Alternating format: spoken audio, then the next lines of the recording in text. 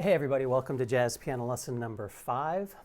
2 lessons ago, lesson 3, I started talking about improvisation and gave you some simple basic ideas to play over each chord, including things like 5-finger patterns and triads and 7th chords. And today we're going to continue working on some more tools you can use for improvising that are a notch more sophisticated than the previous ones. Although still these are not really that advanced, but they're a step up from the previous ones. I'm going to draw upon some ideas from Barry Harris and his way of understanding line construction over chords and his scale rules and some of his melodic patterns and ideas. And I also want to talk about voice leading and how those two things kind of intersect. Now, there are a lot of YouTube videos that go into the Barry Harris concepts in incredible detail. And the one I really recommend is Things I Learned from Barry Harris. Go and check that out for all the details. Today, I'm not going to go too deep into it. I'm just going to give you some specific tools, explain that tool, and jump right into playing. Okay, so I'm not going to dwell on the theoretical background and all the possibilities. I'm just going to give you some specific things so we can get started playing and using them right away. Okay, so the last lesson, lesson 4, I talked about voicings. And since we're going to be focusing on right hand improvisation today, in the left hand, I'm going to use primarily shell voicings for improvising in the right, and then I'm going to use the voicing that has 3 notes. It's kind of my go-to for improvising. That's the one that has the 3rd and the 7th and the 9th, or the, that's the 13th. Has the 3-7-9 or 3-7-13. Okay, so if you need to brush up on those, click up above for lesson 4, and you can get a thorough explanation of those voicings. Okay, but for today, let's start with the Barry Harris idea of how a scale corresponds to a chord and the importance of chord tones on the beat. Okay, so if you think of F7, I'm going to just play the shell voicing down here and think of the chord. Think of those as quarter notes. 1, 2, 3, 4. We can fill in with passing notes. 1, 2, 3, 4. Okay, so we're stopping on the 7th note, and it's a scale, but there's a metric accent, meaning the beat is falling. The chord tones are falling on the beat, and that's a foundational idea of the Barry Harris chord scale line construction theory, is that you use passing notes as necessary and you construct your lines such that the chord tones are usually falling on the beat. And what that does is it gives this emphasis to the notes of the chord, and your line sounds like it's conveying the underlying chord progression. Okay, so for F7, we're going to go, and then for B flat 7, okay, and that's just filling in the B flat 7. When we get to the end of the second phrase, in measure 7, that F7 chord, we're actually going to play an F major chord, and then we're going to come down from there to F sharp. Okay, so this is the second phrase, the last 2 measures. We're going to go. Okay, and that's leading us to the F sharp, which is the 3rd of the D7 chord. Okay, and we're going. Do you see that's emphasizing notes of the D7 chord on the beat? And then in the 3rd phrase, the G minor 7 to C7, our left hand is still going to play G minor 7 to C7, or with voicings, but the right hand is going to play C7 up and down. So it's going to go like that, okay? Or, and then for the last 2 measures, we're going to keep the left hand with, but we're just going to do a measure of F7, C7. Okay, I'm going to play this through for you twice, once with the shell voicings and once with the 3-note rootless voicings in the left hand. Play along if you'd like. 1, 2, 3, 4.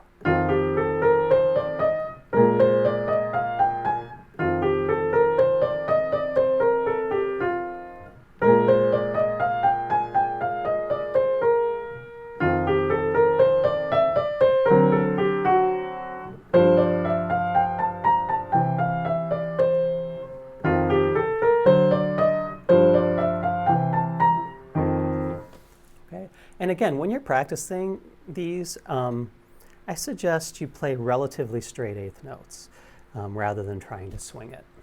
Okay, and I talked a bit about that in the last improvisation lesson, why we want to do that, and I can talk about it again later if you want. But to get your technique as even as possible, I suggest playing them practically as straight eighth notes. I said I was going to do it with the voicing in the left hand. 1, 2, 3, 4.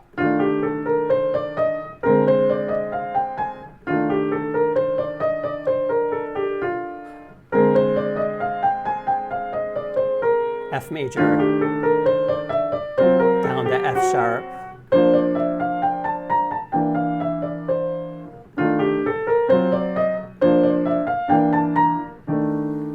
okay, so that's the first one, and it would be great if you took that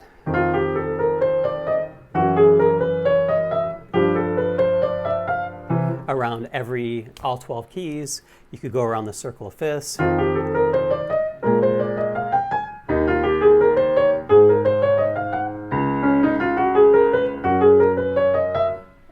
And that would be an excellent thing for you to practice. Okay, so the next thing I want to do is take the Barry Harris scale, and I want to do it descending. Okay, but I'm not going to start on the 7th. But if I were to start on the 7th, it would be like that, and it would still emphasize these notes on every beat. But I want to start on the root. Okay, now if we want to have chord tones on the beats, we're in trouble because we go. Do you see how it's emphasizing? Those are not the chord tones. So we have to insert a passing note from here to get the E flat on the beat, and that brings us down the scale. Okay, and then the B flat scale with the passing note. And then when we have two measures, let's go for one long scale for the two measures. And don't forget the passing note between F and E flat. We need the E natural. So what this is doing is it's getting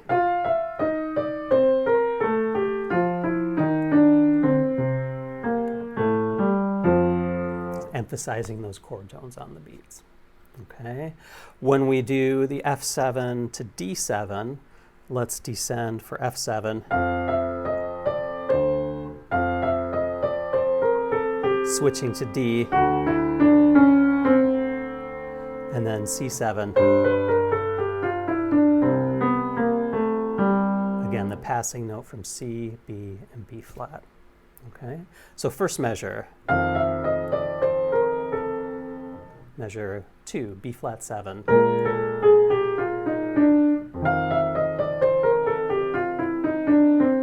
B flat.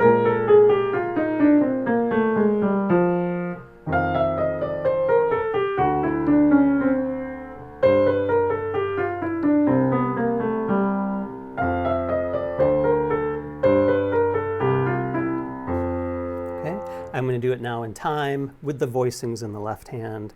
And one thing you'll notice is, these scales are descending. At some point, my hands are going to collide. At that point, I'll leave off the top note. And if I even get down to this register, I'll switch to the shell voicing. Okay, and then if I get really low, I may even just switch to a bass note. Okay, so it's fluid what you can do with the left hand. Imagine these pieces are all there, and you can choose which ones to play at any given time, depending upon the melodic context of what your right hand is doing.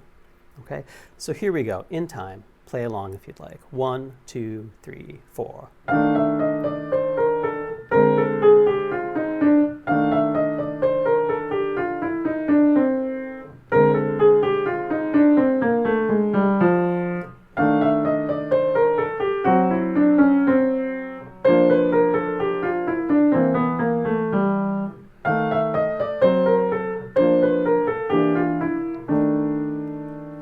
so that's our second one. We did the ascending scale and then the descending starting on the tonic. Let's do another one, descending, but I want to start on the ninth, and you'll see why later. Now, to start on the ninth, we could just go, and we'd be on the notes that we need, but there's a variant that Barry Harris does where if you start on the ninth, you can play chromatically down to the seventh, and then you could continue on like the previous. So let's do that. So we're going to start on the ninth, chromatic, there's the root, chromatic, there's the seventh, and then we continue down. And after these first four notes, our only passing note will be be between F and E flat. Okay, so here is what we'll do in measure one.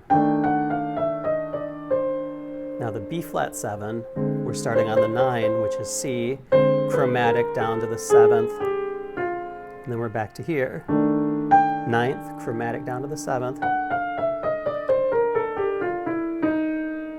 the B flat, back to the F7, and I switch to this scale for the D7. Now, we're on the G minor 7, but remember we do C7 for this, for the two measures. So we're going to start on D, the 9th, chromatic down to there, and then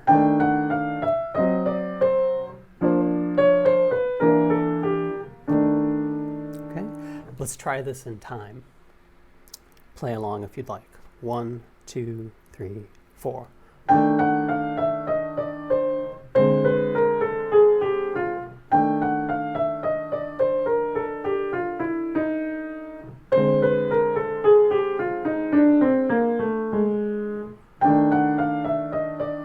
Switching to D.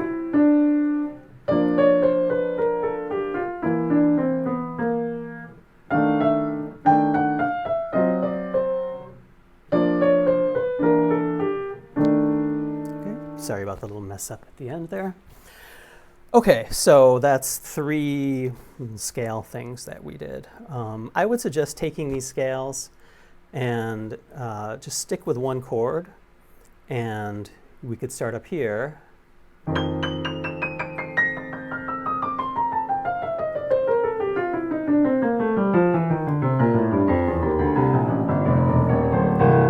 Play it through the whole length of the keyboard, keeping track of where the passing note needs to fall and making sure that you are having each chord tone on the beat, like for the B flat.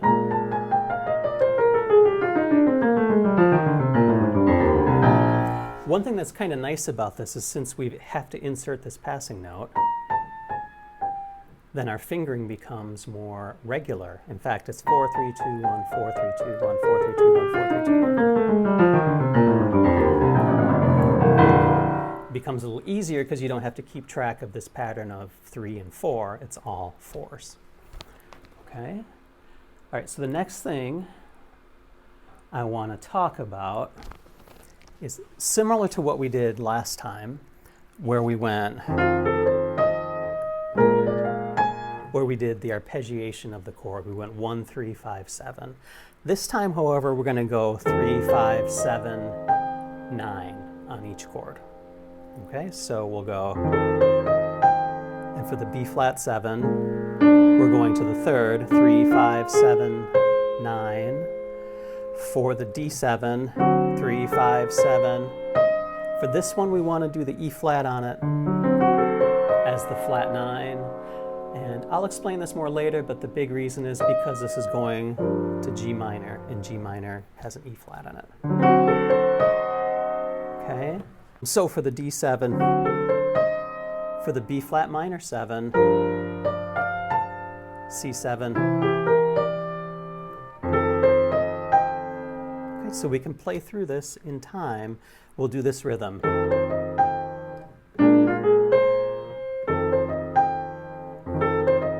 Okay, so 1, 2, 3, 4.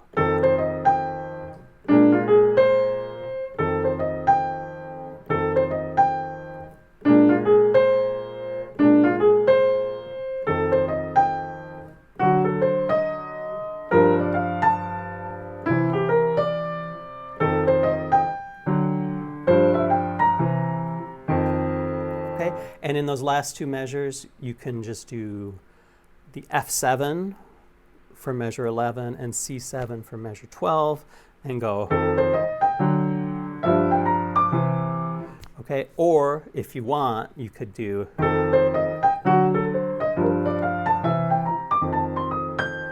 Okay.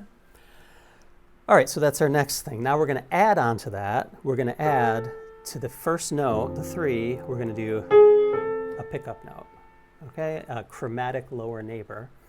And we're going to start this 1, 2, 3, 4, 1, like that, 1.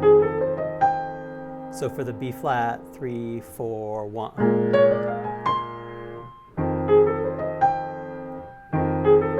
And this is just, again, the 3, 5, 7, 9. We're just adding in the chromatic lower neighbor. We're doing it with a rhythm, okay? So for D7,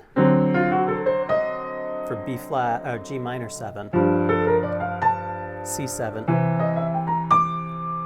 okay? So here we are playing through it. 1, 2, 3, 4.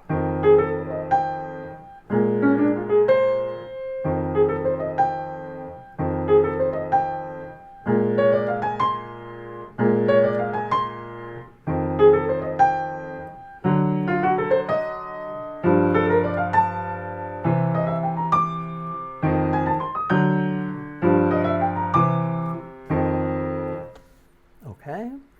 So now, I want to combine the two things that we just did. Do you remember how we did a descending scale from the 9th? And do you see how this arpeggiation goes to the 9th? Okay.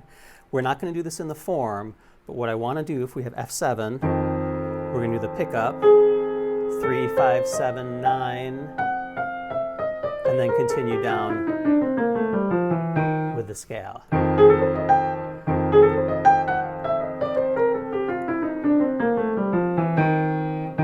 Okay, so slowly pick up, and here's the chromatic down to the 7th, and then we're doing the scale with just the passing note between F and E flat. If we do this on the B flat chord.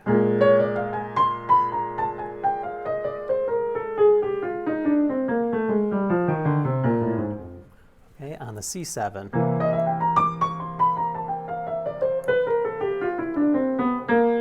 Okay, that was some really horrendous fingering. Let me try that again.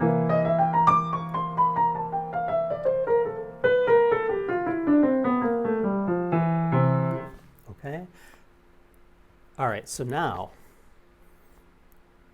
hold that in your brain. And let's just step away from patterns for a minute, and I want to talk about the concept of voice leading. Okay, so if you look at the little chart up above, you can see I have, in each measure, I have an up stem and a down stem.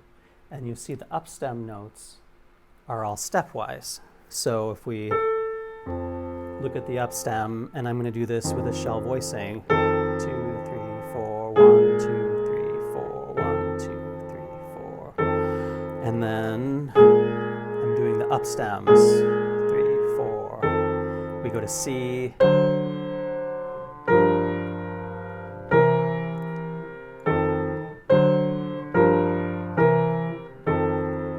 Okay. All of these notes are either thirds or sevenths of the chord. Okay, so 3rd, 7th, 2, 3, 4, 3rd, 3rd, 7, 7, 3rd, 7, 3rd, 7, 3rd, 7, 3rd, 7, 3rd. Okay? So you probably noticed that we're alternating thirds and sevenths throughout that. Okay? So if we start on the 3rd, the second note is the 7th. Okay? But we could also start on the 7th, and these are the down stems in the measure. Do you see that E flat in measure 1? So we have 7, 3rd, 7, 7, 3rd, 3rd, 7,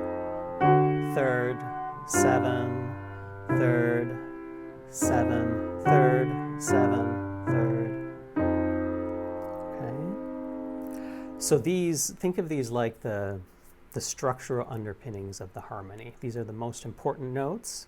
They're the notes you want to emphasize when you move into a new chord. And it's kind of like the DNA of the harmonic progression. Okay, so hold on to that in your brain. And think about this for a minute. Do you know how we went? Do you see how this goes to the A? And then we hit the E flat. There's this pickup to A, emphasizing those two notes. And then when we go to B flat, there's our D, A flat. Okay? So these lines are not only emphasizing the chord tones, but we want to construct our lines such that they lead to these important voice leading notes. Okay. I want to talk about a couple of ways to combine some things that we've already done. But first, I want to give you just a little melodic idea. Again, this is from Barry Harris. He has a concept called 5-4-3-2. It's a very elaborate concept. We're just going to take one of the things, because he has one that is 5, and then 5-4, 5-4-3, and 5-4-3-2. So we're going to do 5-4, okay? And the way 5-4 works, if you are on F, we go to the 5th, and we're going to go, think of 1, 2, 3, 4, 5. We're going to go 5, 4, and then below the 3rd, all right? So this is a little melodic pattern, and we want to apply these to the different chords. Okay? On the B flat chord, 1, 2, 3, 4, 5.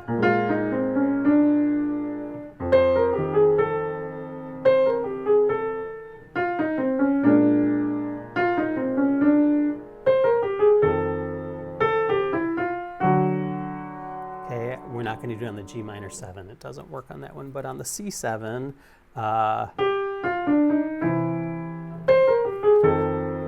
okay, these can be within the measure. So if we're doing F7, we can go, but it's even more effective if you use it as a pickup into a measure, since this is leading to the 3rd. So we go 1, 2, 3, 1, 2. Do you see how that's leading to the 3rd? Let me see if I can do this through the whole form. I'm plugging that in as many places as I can. 1, 2.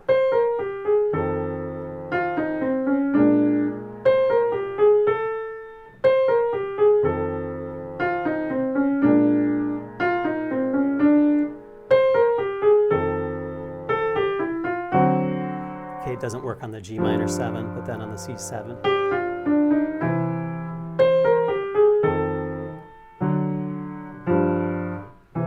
Okay, so that's one idea. Again, that's something you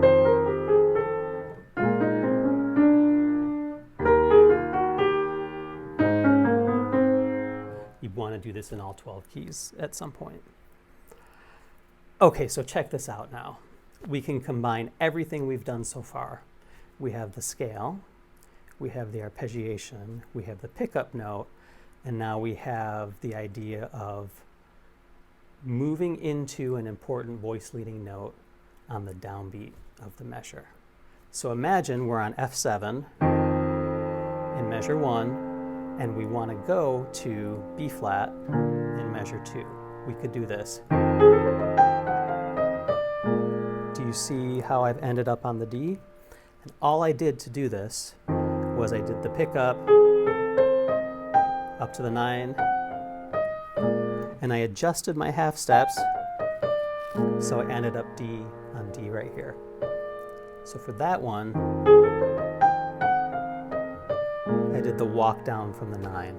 Look what happens on the B flat 7. This one's really great. So here I did the pickup, 3, 5, 7, 9. Now this note allows me to go the 5-4 pattern. Okay? If you look at my example for the C7, I've altered it slightly. I've gotten rid of the pickup note. I'm starting on the beat, and instead of the 9, I made it the flat 9, and I want to show you why. Because it moves really nicely to C, which lets us go 5, 4 to take us to F. All right. So we've defined all these little building blocks. We have the scales with the passing notes that are emphasizing chord tones. We have the arpeggiations. Here we're doing 3, 5, 7, 9. You can do these on also the 5th if you want, and the root, but we're going to focus on the 3rd right now. So we have the arpeggiation, we have the pickup to the arpeggiation, we have the scale continuing, and we have the 5-4 pattern. Okay, just by combining these things, you can make lines that are, you know, directly from bebop language, and it's really, really quite wonderful, the lines you can make just from these few building blocks and combining them in as many ways as possible. Okay, so let me just play those 3 examples for you one more time. And here's the F7 going to B flat 7. Here's B flat going to F. And here's C going to F. Okay, so I would suggest playing through the form and just trying to plug in these arpeggiations as often as you can, and then try to come up with a line that takes you to the 3rd or 7th of the next chord.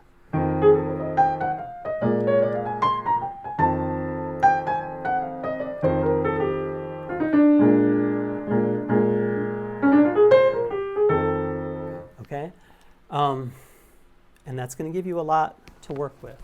One last thing I want to look at right now is this chorus by Barry Harris. This is from his F Blues Morning Coffee. And just let me play it for you and see if you notice the kinds of things I've been talking about being present here.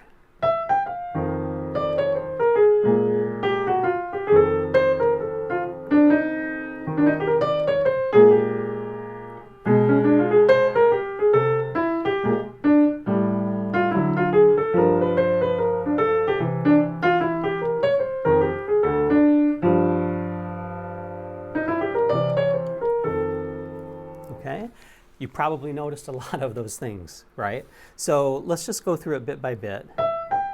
We circle around, and then listen to this.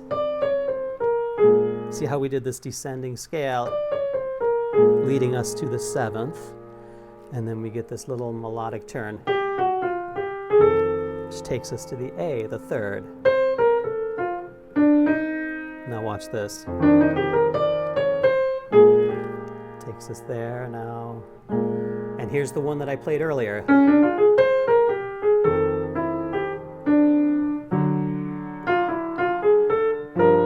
See, we're emphasizing the B flat here.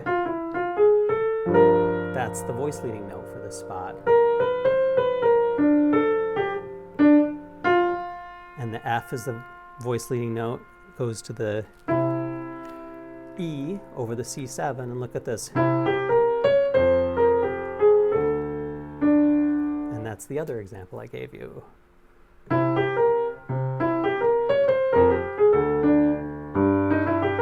look here. Right, so there it is again. Pick up. So let me play the whole chorus for you again. I'm going to do it with the voicings this time. 1, 2, 1, 2, 3.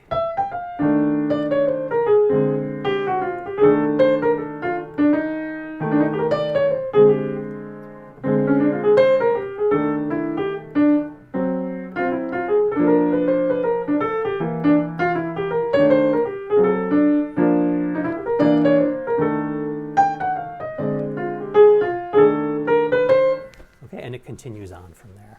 I do have a video on my channel with a complete transcription of this solo. I'll put a link to it up above. Go and check that out if you want. And that's everything I'm going to talk about for today. I've introduced a whole bunch of little building blocks that will make your solo sound more sophisticated, more like real jazz, more like in the bebop language. Just to quickly review, okay, those chord scales. We did the descending scale with the passing note between the root and 7th. we did it from the 9, chromatic down to the 7th. Okay, we did the 3, 5, 7, 9. We did it with a pickup. Okay, then we did the pickup, 3, 5, 7, 9, with the scale descending. And then we did the 5, 4 pattern. Then we put it all together, and we get like that Barry Harris chorus.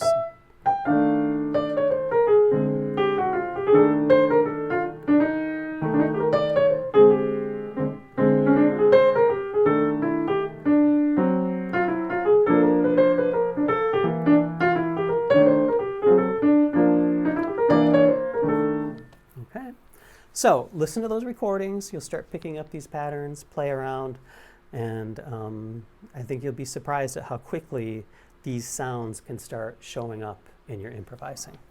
Now, I've been working on getting my improvising to sound as close to like pure bebop for a while now, and I've had kind of an interesting experience, and I'm relating it to another part of my life. So I speak Japanese, and I've been working on getting a near native Tokyo accent to my Japanese. And what I've found, rather than studying books about it, is I listen to recordings and I imitate those recordings. I do what's called shadowing, and I try to match the inflection, the timing, the pitch, the vowel placement, and the shape of my mouth and everything completely by ear. And I've noticed that that really has paid huge benefits in my Japanese speaking. When I go to Tokyo, people respond very well, telling me my accent is good.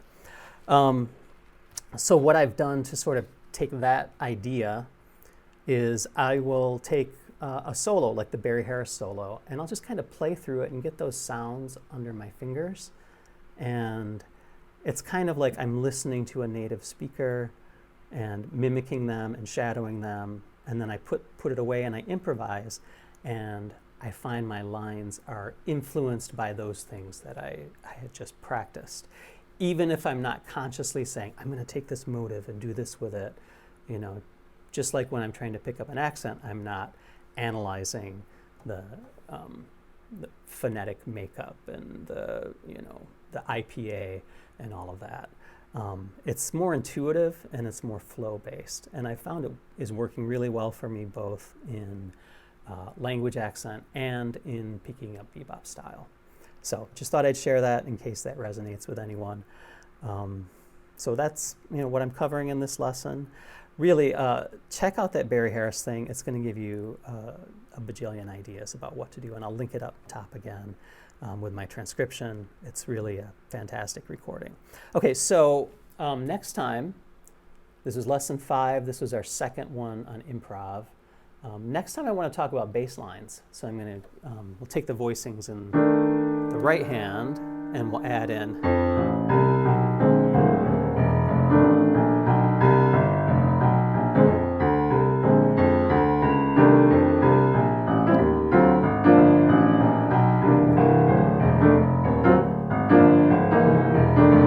Okay, and I want to learn general principles of constructing bass lines. So, one way to do this is to memorize a single 12-measure bass line and play it over and over again, and that's what I used to do. But now I can change my bass line in my left hand from chorus to chorus the way a bass player would, even if I'm improvising in the right hand.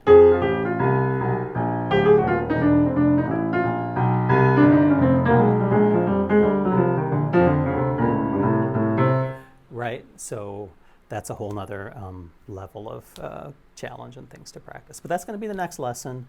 The lesson after that, I'm not sure. It might be voicings again, or we might do another round of even a little more advanced improvisation discussion. The next improvisation thing I want to do is actually look at the solos by Barry Harris and a bunch of Charlie Parker solos. We're going to steal ideas directly from them, figure out how to play them over a bunch of different chords, and then those things will start showing up in your playing. So that's all for now. I hope you're all getting value out of all of this, and if you have questions or comments, or if you're finding anything particularly useful, please leave a comment below. And if you haven't subscribed and you'd be willing to do so, I'd really appreciate it. So, all right, thanks everybody. Keep practicing and have fun. See ya.